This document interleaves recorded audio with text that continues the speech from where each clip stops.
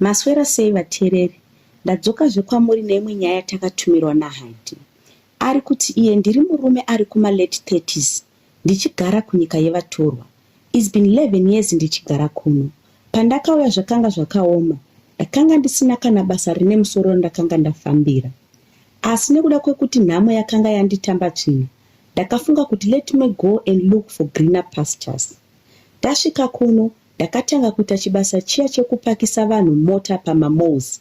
Basa iri harina fixed salary, asi kuti munhu anongokupa chero mari yaada. Kana akakufarirawo, anogona kukuzama ne10 rand, depending nokuti moyo wake unopa zvakadii. Ndakachovha ndiriko kusvika ndazosvika pakuneta, because zvanga zvakaoma, zvakafanana nekuti hapana zvandaita.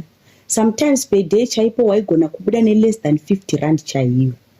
Ndakazosiya ndikambozama kuita zveconstruction nerimwe timu randakasangana naro parobot. Takambopusha tiriko, but kushaya experience ndiko kwakandiuraya, because ndakanga ndisina pandinoti area iyi ndiyo yangu. Ndaingorova basa rese rese nokuti ndakanga ndisina chandainyatogona. Ndakamboti chovhei ndiripo kuzosvika panguva yekuti ndakagumirwa nekuneta neupenyu. Ndakaita pfungwa dzekunoonana neumwe mufesi wangu uyo aigara just a few k's kubva muarea yandaigara. Takaonesana kuoma kwakanga kwaita upenyu sevanhu vakanga vari musame situation.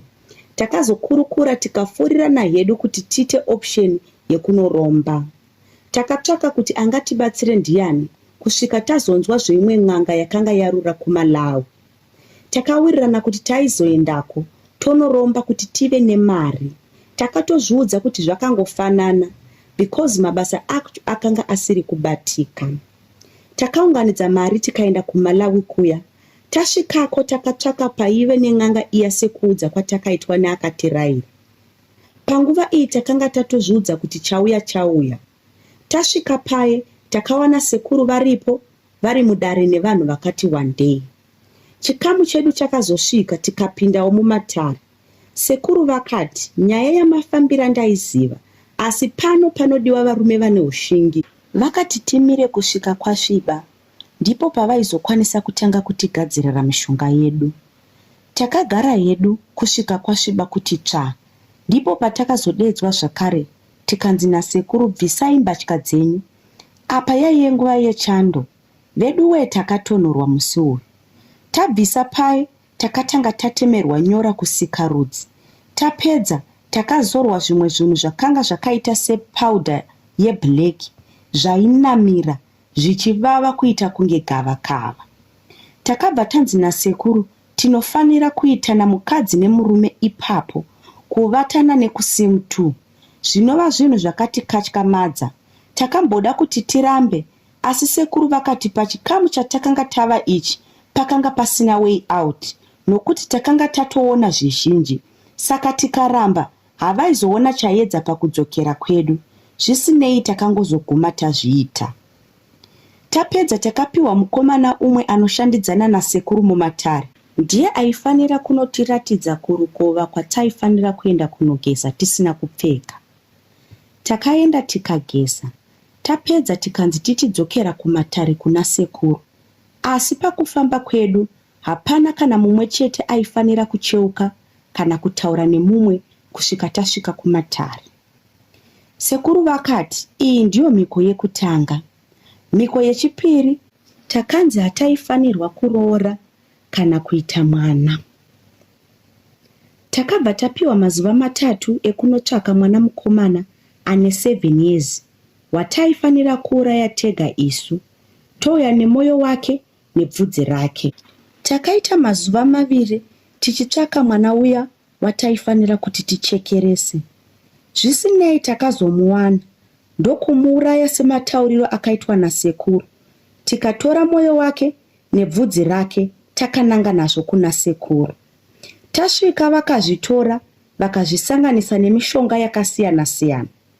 Ndobva vati kwatiri, sekuwanda kunoita bvudzi mumusoro memunhu risingagoni kuverengeka, ndiwo mawandiro achaita vanhu muchechi menyu. Zvakare sezvakaita moyo wemwana mudiki, kuti kunyange ukamurova kana kumutuka sei, anongodzoka kwauri. Ndizvo zvichaita mwoyo yevatendi venyu. Kunyangwe vakaudzwa zvinhu zvakaipa pamusoro penyu, vacharamba vaine mwoyo wokukanganwa, voramba vachidzoka muchechi menyu. Zvakare takanzi after every 3 months taifanira kuvaka bonde nekusim 2. Takapiwa maring ayo ataizoshandisa kuona kana tichiprofita. Takaenda tikavhura machechi edu maviri, umwe kwake, umwe kwake. Vanhu vakatanga kuzara, zviya zvekuwanda kusvika vashaya pekugara. Taiita minana yekuti vanhu vaishamisika nazvo. Every 3 months taivaka bonde sekutaura kwakaita sekuru. Haiwa mari takaiita sistilda. But hepanoi pavane dambudziko. Ini ndaneta nekuramba ndichiitwa kusim 2 neshamwari yangu. Zvakare mari yacho kungoidya uri wega, usina mukadzi kana vana, ina handichazvigoni. Ndakambozama kutaura neshamwari yangu kuti tidzokere kwasekuru tinodambura mhiko idzi. But it seems like all is well naye. Shamwari yangu achiri kunakidzwa nazvo. Ndakambozama kuti ndiende ndiri ndega, asi sekuru vakati ivo havaikwanisa kundibatsira ndoga. Because pavakaita mhiko idzi, vakatisunganidza ini nesoul yefriend yangu. The only option ndokunge one wedu afa. Apa kumushawo vari kunyumwa kuti pane zvandakaita.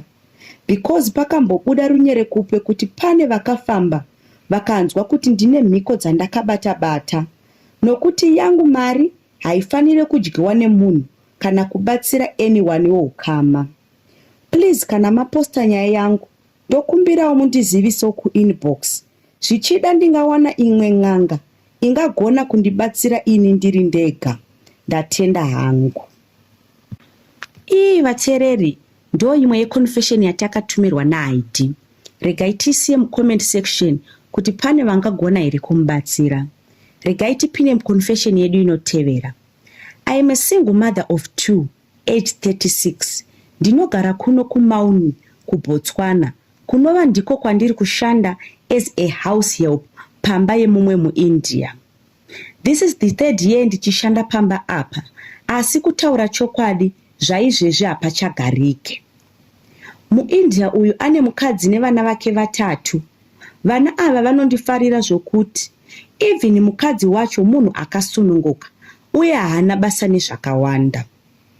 Last year muna June, muIndia uya anova bosi wangu akatanga kungonditira tumafavors twandisina kunzwisisa.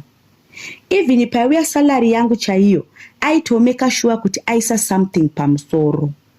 Kubva zvandakatanga kumushandira, every December aitotengera vana vangu something for Christmas.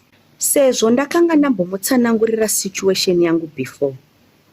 Bosi vaya vakaramba vachinditira mafavor zvakanyanya. Zvekuti pamwe pacho vaigona kuuya nechocolate, voisa pasi pepilo murumu mandairara.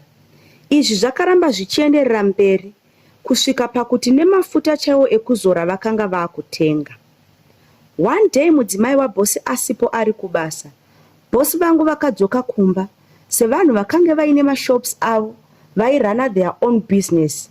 Zvaive nyore kuti vaite zvavaida, kubuda mushopu kana kuenda kwavanoda at any time. Akati achipinda mumba, akananga kubedroom kwake kokurara. Ndobva azodzoka achiuya mukicheni mandaive ndiri ndichisuka maplates. Akasvikondimbundira, ndokutanga kundipuruzira muviri wese. Ndakanzwa muviri wangu kuti zhrrr, semunhu agwinwa nemagetsi. Akatanga kunditsvoda uku akandibata. Ndakamboda kuramba, asi ndakakundikana. Semunhu akanga agora makore akati wandei ndiri shirikadzi. Ropa rangu rakamhanya-mhanya, zvokuti ndakamerera. Takadhonzana nabosi vaya takananga upstairs, kurumu yairara mwana wavo. Handizivi kuti zvakafamba sei, zvekuti takasvika pakuzoita bonde tisina butiro. Takati tapedza, ndakaenda mubathroom yaive mubedroom memwana, ndikageza. Bosi vangu vakazongobudawo havo, vakadzokera kubasa. Kubva musi uyu, chakava chijairira chokuti takanga takungoti pese patawana mukana, taisangana zvekare torara tose. Kutaura kudai, ndava nemimba ine 4 months. Apa bosi vangu vai, vakandiofa 7,000 pula, vakanditi enda kuZimbabwe, ivo vachazotevera. Ndiri kuzama nepese pandinogona napo kuti mudzimai wavo asaone kuti ndazvitakura. Please advise me kuti ndodii, ndotora here mari oro ndoita sei, apa dumbu iri riri kukura. Ko kana ndikatora mari kuZimbabwe vanhu vanononditi kudii, ndakanga ndaenda kundoshanda mwana here. Ndokumbirawo kuti mundibatsire nemazano. Ndo imwe yeshort confession yatakatumirwa naHaidhi. Regai tipinde mucomment section tuone kuti ndeipi advice yatingamupi.